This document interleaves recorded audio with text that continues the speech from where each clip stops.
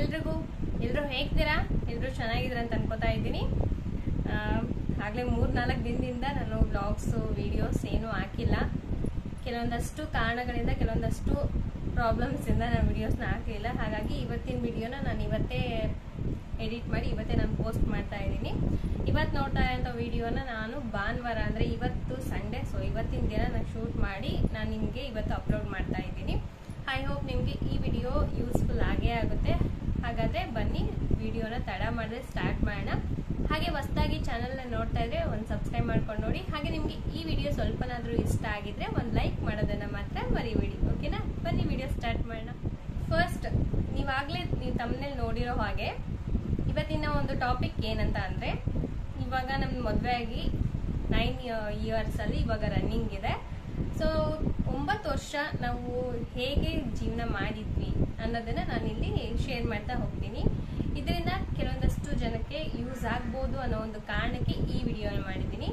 ಯಾಕಂದ್ರೆ ನನ್ನ ಸುತ್ತಮುತ್ತ ನಾನು ಕೆಲವೊಂದಷ್ಟು ಜನನ ನೋಡಿದ್ದೀನಿ. ಹಾಗೆ ಕೆಲವೊಂದಷ್ಟು ಜನ ಮಾತಾಡೋವಂಥದ್ದನ್ನ ನಾನು ಕೇಳ್ಬಿಟ್ಟು ಈ ವಿಡಿಯೋನ ಮಾಡ್ತಾ ಇರೋದು.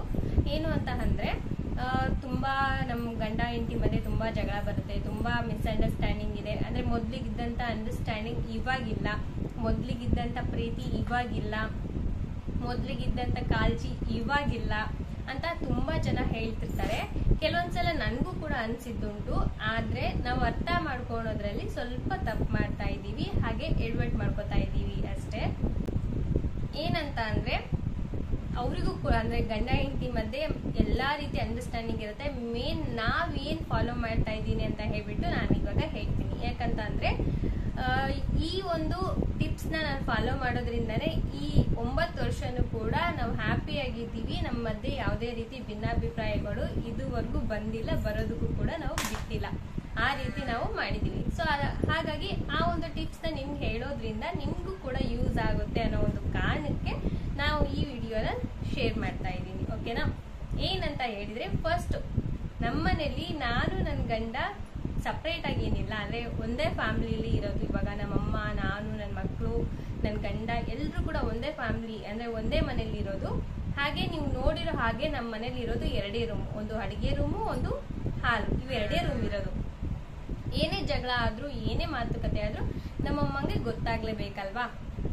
ಬಟ್ ಇಲ್ಲಿ ಏನಾಗುತ್ತೆ ಅಂದ್ರೆ, ನಾವ್ ಏನ್ ಜಗಳ ಮಾಡಿದ್ರು, ಏನೇ ನಮ್ಮ ಮನಸ್ತಾಪ ಇದ್ರು, ನಾವ್ ಎಷ್ಟೇ ಕಿತ್ತಾಡಿದ್ರು ಕೂಡ ನಮ್ಮಮ್ಮಂಗೆ ಗೊತ್ತಾಗೋದಿಲ್ಲ. ಅದು ಹೇಗೆ ಅಂದ್ರೆ, ನಮ್ಮಮ್ಮ ಇರ್ಬೇಕಾದ್ರೆ ನಾವು ನಾರ್ಮಲ್ ಆಗೇ ಇರ್ತೀವಿ. ಏನಾದ್ರೂ ಮಾತಾಡ್ಬೇಕು ಅಂತ ಅಂದ್ರೆ ಇಬ್ರು ಮಾತಾಡ್ತೀವಿ, ಇಬ್ಬರೇ ಇದ್ದಾಗ ಮಾತ್ರ ಮಾತಾಡೋದು, ಏನಾದ್ರೂ ಹೇಳೋದು, ಆ ರೀತಿ ಮಾಡ್ತಾ ಇರ್ತೀವಿ. ನಮ್ಮ ಕೋಪನ ಶೇರ್ ಮಾಡ್ಕೋತಾ ಇರ್ತೀವಿ.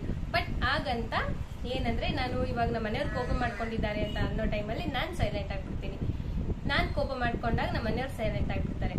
ಈ ರೀತಿ ಸೈಲೆಂಟ್ ಆಗಿರೋದ್ರಿಂದ ಏನಾಗುತ್ತಂದ್ರೆ, ಅಲ್ಲಿಗೆ ಒಂದು ಜಗಳ ನಿಲ್ಲುತ್ತೆ. ಇಲ್ಲ ಅಂತ ಹೇಳಿದ್ರೆ ಒಬ್ರಿಗೊಬ್ರು ಮಾತಾಡ್ತಾ ಒಬ್ರಿಗೊಬ್ರು ಆ ಜಗಳನ ಇನ್ನೂ ಜೋರಾಗಿ ರಬ್ಬರ್ ಹೇಳ್ದಂಗೆ ಹೇಳ್ದು ಇನ್ನೂ ಕೂಡ ಅದು ತುಂಬಾನೇ ದೊಡ್ಡದಾಗಿ ಆಗುತ್ತೆ.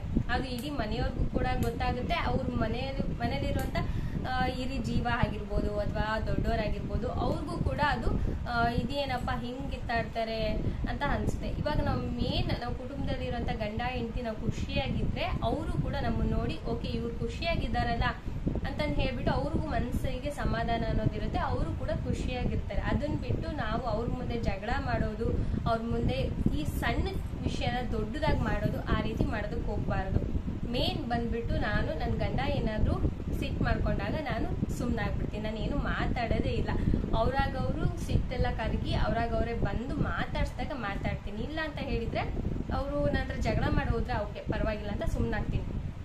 ನೆಕ್ಸ್ಟ್ ಅವ್ರ ಕೆಲ್ಸಕ್ಕೆ ಹೋದ್ಮೇಲೆ ಒಂದ್ ಸ್ವಲ್ಪ ಹೊತ್ತು ಬಿಟ್ಟು ನಾನು ಫೋನ್ ಮಾಡ್ತೀನಿ. ಮಾತಾಡೋದಕ್ಕಾಗಲ್ಲ, ಬಟ್ ಫೋನ್ ಮಾಡ್ಬಿಟ್ಟು ಗೊತ್ತಿರುತ್ತೆ ಅವ್ರು ಕೆಲ್ಸಕ್ಕೆ ಹೋಗಿದ್ದಾರೆ ಅಂತಾನು ಕೂಡ ಗೊತ್ತಿರುತ್ತೆ. ಗೊತ್ತಿದ್ರು ಕೂಡ ಫೋನ್ ಮಾಡಿ ಏನ್ ಮಾಡ್ತಿದ್ಯಾ ಏನು ಅಂತ ಈ ರೀತಿ ಕೇಳ್ತಾ ಹೋಗ್ತೀನಿ. ಆಮೇಲೆ ಹಾಗೆ ಮಾತಾಡ್ತಾ ಸರಿ ಹೋಗ್ತೀವಿ. ಇದು ಮೇನ್. ಇನ್ನೊಂದು ಏನಂತ ಹೇಳಿದ್ರೆ, ನಮ್ಮ ಅಂದ್ರೆ ಗಂಡ ಹೆಂಡತಿ ಮಧ್ಯೆ ಏನ್ ಜಗಳ ಆದ್ರೂ ಕೂಡ ಜಾಸ್ತಿ ನಾವು ತಂದೆ ತಾಯಿಗೆ ಹೇಳ್ಬಾರ್ದಂತ ಹೇಳ್ತಾರೆ. ಯಾಕಂದ್ರೆ ಅವರಿಗೂ ಕೂಡ ಅದು ಮನಸ್ತಾಪ ಆಗುತ್ತೆ. ಅವರು ಇವಾಗ ಮಗಳ ಜೊತೆ ಗಂಡ ಆದವನು ಜಗಳ ಮಾಡ್ತಿದ್ದಾನೆ, ಈ ರೀತಿ ಬೈತಿದ್ದಾನೆ ಅಥವಾ ಏನೋ ಒಂದು ಹೇಳಿದಾಗ ಅವ್ರಿಗೆ ನೋವಾಗುತ್ತೆ. ಅವ್ರು ತುಂಬಾ ಪ್ರೀತಿಯಿಂದ ನಮ್ಮನ್ನ ಸಾಕಿರ್ತಾರೆ. ಅವ್ರಿಗೆ ನಾವು ಸ್ವಲ್ಪ ನಮ್ಗೆ ನೋವಾಗಿರೋದು ಹೇಳ್ಬಿಟ್ಟು ಅವ್ರಿಗೆ ಡಬಲ್ ನೋವು ಆಗೋ ತರ ಅವ್ರು ಫೀಲ್ ಮಾಡ್ತಾರೆ. ಹಂಗಾಗಿ ಯಾವುದೇ ಒಂದು ನಾವು ದುಃಖದ ವಿಷಯ ಜಾಸ್ತಿ ಅವ್ರ ಹತ್ರ ಶೇರ್ ಮಾಡ್ಕೊಳ್ಳೋದು ಹೋಗಬಾರ್ದು. ಆದಷ್ಟು ನಾವು ಖುಷಿಯಾಗಿರೋಂಥ ವಿಷಯನ, ನಾವು ಹ್ಯಾಪಿ ಆಗಿರೋಂಥ ಮೂಮೆಂಟ್ಸ್ ಎಷ್ಟೊಂದು ಇರುತ್ತಲ್ವ ಅದನ್ನ ಶೇರ್ ಮಾಡ್ಕೋಬೇಕು. ಅವಾಗ ಅವ್ರಿಗೂ ಕೂಡ ಅನ್ಸುತ್ತೆ, ಓಕೆ ನನ್ನ ಮಗಳು ಖುಷಿಯಾಗಿದ್ದಾಳೆ, ನನ್ನ ಮಗ ಖುಷಿಯಾಗಿದ್ದಾನೆ, ಸಾಕಿಷ್ಟೇ ಅನ್ನೋ ಒಂದು ರೀತಿ ಅವರು ಕೂಡ ಫೀಲ್ ಆಗ್ತಾರೆ. ಈ ರೀತಿ ಮಾಡ್ತಾ ಹೋಗ್ತೀವಿ. ಇನ್ನೊಂದು ಏನಂತ ಹೇಳಿದ್ರೆ, ಮೇನ್ ನಮ್ಗೆ ಏನಾದ್ರೂ ಜಗಳ ಆಡ್ಬೇಕು ಅಂತಾನೂ ಇರೋದಿಲ್ಲ. ಅಕಸ್ಮಾತ್ ಏನೋ ಒಂದ್ ಸ್ವಲ್ಪ ಜಗಳ ಆಯ್ತು ಅಂದಾಗ ನಾವು ಮಕ್ಕಳು ಮುಂದೆ ನಾವು ಜಗಳ ಆಡೋದಕ್ಕೆ ಹೋಗಲ್ಲ. ಯಾಕಂದ್ರೆ ನಾವು ಮಾಡುವಂತ ಮೇನ್ ಪ್ರಾಬ್ಲಮ್ ಮಕ್ಕಳಿಗಂದ್ರೆ ಇದೆ.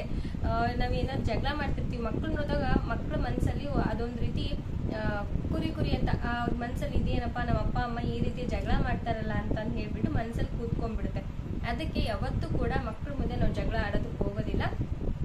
ಹಾಗೆ ಅವ್ರಿಗೆ ಏನ್ ಇಷ್ಟ ಆಗುತ್ತೋ ಆ ರೀತಿನೇ ನಡ್ಕೋತೀನಿ. ಮತ್ತೆ ಇವಾಗ ನನ್ಗೆ ಮೇನ್ ಒಂದು ಎಕ್ಸಾಂಪಲ್ ಏನಂದ್ರೆ, ನನ್ಗೆ ಫೋನ್ ಕಾಲ್ಸ್ ಯಾರು ಬಂದ್ರು ಕೂಡ ಇವತ್ತು ಇವ್ರು ಫೋನ್ ಮಾಡಿದ್ರು, ಇವತ್ತು ಇವ್ರು ಫೋನ್ ಮಾಡಿದ್ರು, ಹಾಗೆ ಹೀಗೆ ಪ್ರತಿ ಒಂದು ವಿಷಯನೂ ನಾನು ಶೇರ್ ಮಾಡ್ಕೋತೀನಿ. ಅವರಾದ್ರೂ ಅಷ್ಟೇ, ಅವ್ರಿಗೆ ಏನ್ ನಡೆದ್ರು ಕೂಡ ಅದನ್ನು ಕೂಡ ನನ್ನ ಜೊತೆ ಶೇರ್ ಮಾಡ್ಕೋತಾರೆ. ಹಾಗಾಗಿ ಯಾರು ಬೇರೆಯೊಬ್ರು ಬಂದು ನಮ್ಗೆ ಅವ್ರ ಬಗ್ಗೆ ಇಲ್ಲದ ಸಲ್ಲದ್ ಮಾತಾಡಿದ್ರು ನಾವು ಅದನ್ನ ತಲೆ ಕೆಡ್ಸ್ಕೊಳೋದಿಲ್ಲ. ಯಾಕಂದ್ರೆ ನನ್ನ ಗಂಡ ನನ್ಗೆ ಹೇಗಂತ ನನಗೆ ಗೊತ್ತಿರುತ್ತೆ, ನಾನು ಏನಂತ ನನ್ನ ಗಂಡನ್ ಗೊತ್ತಿರುತ್ತೆ. ಹಾಗಾಗಿ ನಾನು ತಲೆ ಕೆಡ್ಸ್ಕೊಳೋದಕ್ಕೆ ಹೋಗೋದಿಲ್ಲ. ಎಷ್ಟೊಂದು ಜನ ಬಂದ್ಬಿಟ್ಟು ನನ್ನ ಗಂಡನ ಬಗ್ಗೆ ನನ್ನ ಹತ್ರನೇ ಹೇಳಿರೋ ಗೊತ್ತು, ಆದ್ರೂ ಕೂಡ ನನ್ನ ಗಂಡನ ಬಗ್ಗೆ ನನ್ಗೆ ಗೊತ್ತಿದೆ, ನೀವೇನು ಹೇಳ್ಬೇಡಿ ಅಂತಾನು ಕೂಡ ಹೇಳಿದೀನಿ. ನನ್ನ ಬಗ್ಗೆ ಅವ್ರ ಹತ್ರ ಹೋಗಿ ಹೇಳಿದ್ರು ಕೂಡ ಅವರು ಕೂಡ ನಂಬೋದಿಲ್ಲ. ಆ ರೀತಿ ನಾವು ಇಬ್ರು ಕೂಡ ಈಗ್ಲೂ ಕೂಡ ಇದ್ದೀವಿ. ನಾನೇನಾದ್ರೂ ಬೇರೆ ಯಾವುದೇ ಒಂದು ಫೇಸ್ಬುಕ್ ಅಲ್ಲಿ ಆಗಿರ್ಬೋದು, ಇಲ್ಲ ಇನ್ಸ್ಟಾಗ್ರಾಮ್ ಅಲ್ಲಿ ಆಗಿರ್ಬೋದು, ಏನೋ ಒಂದು ಮೆಸೇಜ್ ಬಂದಿರ್ತಾರೆ, ಈ ರೀತಿ ಮೆಸೇಜ್ ಬಂದಿದ್ದೀರಿ ಅಂದ್ರೆ ಅದಕ್ಕೆ ಒಬ್ರು ಬೇಕಂತಾನೆ ಇರ್ತಾರಲ್ವಾ, ಸುಮ್ಮನೆ ಏನೋ ಒಂದು ಮೆಸೇಜ್ ಈ ತರ ಬಂದಿದೆ, ಏನಕ್ಕೆ ತಲೆ ಕೆಡ್ಸ್ಕೊತೀವಿ ಬಿಡು, ಹೋಗ್ಲಿ, ಏನಕ್ಕೆ ತಲೆ ಕೆಡ್ಸ್ಕೊತಿ, ಅದೆಲ್ಲ ಬಿಟ್ಬಿಡು ಹೋಗ್ಲಿ ಅಂತ ಈಗ ಹೇಳ್ತಾರ ಹೊರತು ನೀನ್ ಡಿಲೀಟ್ ಮಾಡು, ಏನಕ್ಕೆ ನೀನ್ ರೀಲ್ಸ್ ಮಾಡ್ತೀನಿ, ನೀನ್ ಯಾಕೆ ಈಗ ಮಾಡ್ತೀಯ ಅಂತ ನನ್ಗೆ ಯಾವತ್ತೂ ಹೇಳಲ್ಲ. ಯಾಕಂದ್ರೆ ಅವ್ರಿಗೆ ಗೊತ್ತು ಪ್ರತಿಯೊಂದು ವಿಷಯನೂ ನಾನು ಶೇರ್ ಮಾಡ್ಕೊತೀನಿ. ಅವರಿಗೆ ನನ್ನ ಮೇಲೆ ಅಷ್ಟೊಂದು ನಂಬಿಕೆ ಇದೆ, ನನಗೂ ಕೂಡ ಅವ್ರ ಮೇಲೆ ನಂಬಿಕೆ ಇದೆ. ಹೇಗ್ ನಂಬಿಕೆ ಇದೆ ಅಂದ್ರೆ, ಪ್ರತಿಯೊಂದು ವಿಷಯನ ನಾವು ಕುತ್ಕೊಂಡು ಶೇರ್ ಮಾಡ್ಕೊಳ್ಳೋದ್ರಿಂದ ನಮ್ಮಿಬ್ರಲ್ಲೂ ಕೂಡ ಆ ನಂಬಿಕೆ ಅನ್ನೋದು ಈಗ್ಲೂ ಇದೆ, ಮುಂದೆನೂ ಕೂಡ ಇರುತ್ತೆ. ಹಾಗೆ ನೆಕ್ಸ್ಟ್ ಇನ್ನೊಂದು ಏನಂತಂದ್ರೆ, ಮೇನ್ ನಮ್ಗೆ ಬರೋದು ಲವ್ ಮ್ಯಾರೇಜ್ ಆಗಿರೋಂಥವ್ರಿಗೆ ಇಷ್ಟ ಪಡ್ಬೇಕಾದ್ರೆ ನಮ್ಗೆ ತುಂಬಾ ಕಾಳಜಿ ವಹಿಸೋರು, ನಮ್ಗೆ ಇಷ್ಟ ಪಟ್ಟಿದ್ದೆಲ್ಲ ತಂದು ಕೊಡ್ತಾ ಇದ್ರು. ನಾವ್ ಹೇಳ್ದೇ ಇದ್ರು ಕೂಡ ನಮ್ಗೆ ಇಷ್ಟ ಆಗಿರೋಂಥದ್ದು ಏನಂತ ತಿಳ್ಕೊಂಡು ತಂದು ಕೊಡ್ತಾ ಇದ್ರು ಅಂತಂದು ಹೇಳಿ ನಾವು ತುಂಬಾ ಸಲ ಅನ್ಕೋತಿರ್ತೀವಿ. ನಾನು ಕೂಡ ತುಂಬಾ ಸಲ ಅನ್ಕೊಂಡಿದ್ದೀನಿ. ಆದ್ರೆ ಅವ್ರ ಸಿಚುವೇಶನ್ ಕೂಡ ನಾವು ಅರ್ಥ ಮಾಡ್ಕೋಬೇಕು. ಯಾಕಂತಂದ್ರೆ ಎಲ್ಲಾ ಅಂದ್ರೆ ಪ್ರತಿಯೊಂದ್ರಲ್ಲೂ ಕೂಡ ಚೆನ್ನಾಗಿರುವಂತವ್ರು, ಪ್ರತಿಯೊಂದ್ರಲ್ಲೂ ಅಂದ್ರೆ ಆರ್ಥಿಕವಾಗಿ ಅವರೆಲ್ಲ ಚೆನ್ನಾಗಿದ್ರೆ ಅವ್ರಿಗೆಲ್ಲದೂ ಕೂಡ ಅವ್ರಿಗೆ ಏನು ಅನ್ಸುತ್ತೋ, ಏನ್ ಇಷ್ಟ ಆಗುತ್ತೆ ಪ್ರತಿಯೊಂದನ್ನು ಕೂಡ ಪೂರೈಸ್ತಾರೆ.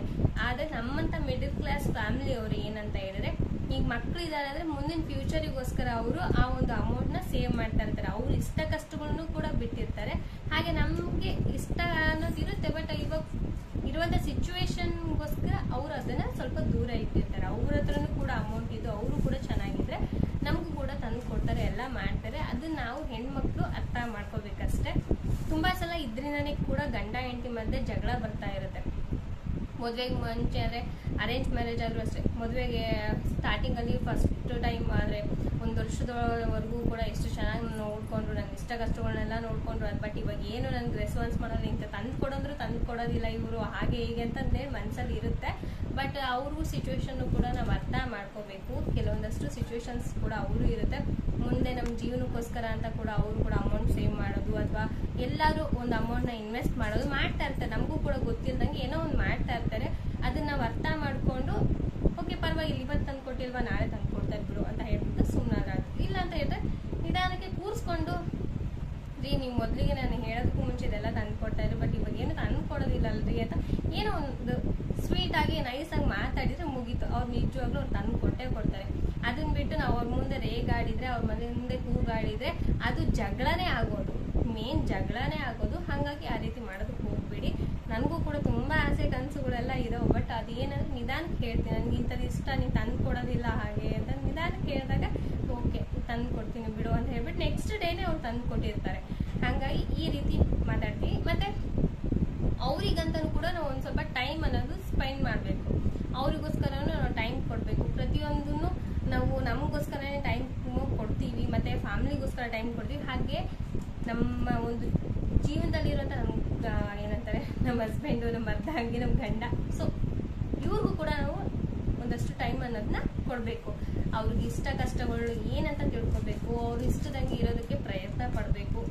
ಈ ರೀತಿ ಮಾಡೋದ್ರಿಂದ ನಮ್ಮದೇ ಇರುವಂಥ ಭಿನ್ನಾಭಿಪ್ರಾಯ ಇದ್ರೂ ಕೂಡ ಅದು ಕ್ಲಿಯರ್ ಆಗುತ್ತೆ.